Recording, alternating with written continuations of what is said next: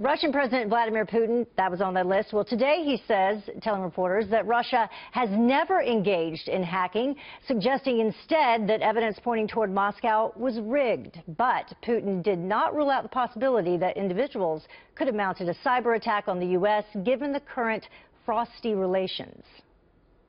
They wake up in the morning today, read that something is going on in international relations. If they are patriots, they start to contribute their opinions in order to fight against those who speak ill about Russia.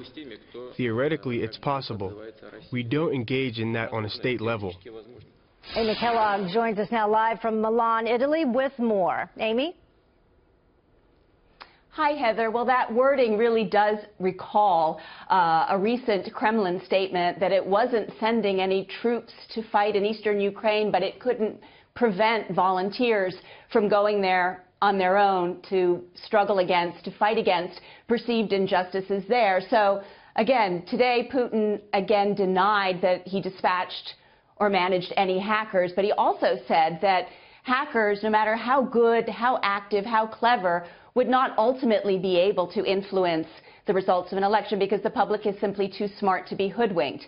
Now, Vladimir Vladimirovich Putin, speaking at the St. Petersburg Economic Forum today, fielded questions about a number of other topics as well, things he's been asked about before. He said Russophobia has to do with the end of a, quote, unipolar world, in other words, U.S. dominance, and those who don't like, quote, multipolarism will naturally lash out at Russia.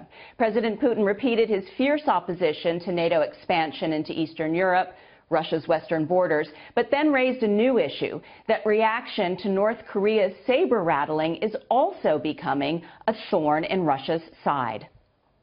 A very serious and alarming process is happening.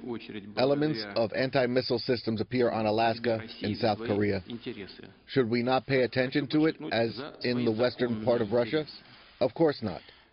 We are thinking about how to respond to those challenges. This is a challenge for us. So Putin really does think that missile defense is, Heather, an act of aggression against Russia. And he said today that even if North Korea were to get rid of its nuclear program altogether tomorrow, that the U.S. would continue to build missile defense systems simply under another pretext.